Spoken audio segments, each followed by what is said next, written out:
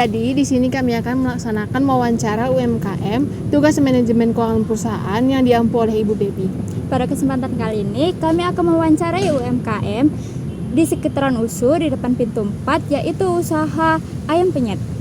Nah, sebelum kita menyaksikan video wawancara kami, alangkah baiknya terlebih dahulu kita saksikan video animasi yang berisi tentang pengetahuan seputar UMKM. Selamat menyaksikan!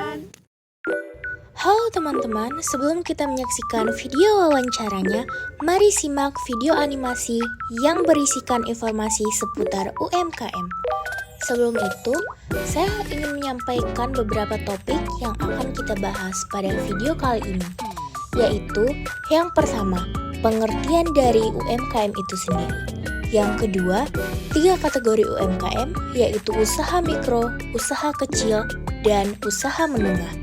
Yang ketiga, peran UMKM, serta yang terakhir, tantangan yang dihadapi oleh para UMKM dalam menjalankan usahanya. Sebenarnya, apa sih UMKM itu? UMKM sendiri adalah singkatan dari usaha mikro, kecil, dan menengah. UMKM adalah kegiatan usaha yang dilakukan oleh individu atau kelompok kecil yang memiliki jumlah aset dan omset yang terbatas, serta biasanya tidak memiliki sistem manajemen formal yang kompleks. UMKM merupakan tulang punggung perekonomian Indonesia karena menyerap banyak tenaga kerja dan berkontribusi signifikan terhadap produk domestik bruto atau PDB. Yang pertama yaitu usaha mikro. Usaha mikro adalah jenis usaha yang aset maksimalnya tidak lebih dari 50 juta, tidak termasuk tanah dan bangunan tempat usaha, serta omset tahunannya maksimal 300 juta. Contohnya yaitu pedagang kaki lima, warung kecil, serta usaha rumahan. Yang kedua adalah usaha kecil. Usaha kecil adalah jenis usaha yang asetnya berkisar antara 50 juta sampai 500 juta, serta omset tahunannya berkisar antara 300 juta sampai 2,5 miliar. Contoh dari usaha kecil adalah toko kelontong, bengkel, dan konveksi kecil. Yang terakhir, kita masuk kepada usaha menengah. Usaha menengah adalah jenis usaha yang asetnya berkisar antara 500 juta sampai 10 miliar dengan omset tahunan 2,5 miliar sampai 50 miliar. Contoh dari usaha menengah ini adalah restoran besar, pabrik, serta perusahaan distribusi lokal. Selanjutnya, kita akan masuk kepada peran UMKM. Di sini saya mengambil 4 peran UMKM secara garis besar. Yang pertama yaitu penyerap tenaga kerja terbesar, yang kedua kontributor utama PDB, yang ketiga pendorong pemerataan ekonomi, serta yang terakhir mendorong inovasi dan kewirausahaan. Di topik terakhir, kita akan membahas tentang tantangan yang dihadapi oleh para UMKM dalam menjalankan usahanya. Yang pertama, tantangan yang paling banyak dialami oleh para UMKM yaitu permodalan yang terbatas. Yang kedua, kurangnya akses ke pasar yang luas, baik lokal maupun ekspor. Yang ketiga, kurangnya digitalisasi dan teknologi. Yang keempat, ketergantungan pada pasar offline. Dan yang terakhir, masalah legalitas seperti izin usaha, sertifikasi halal, BPOM, dan lain-lain.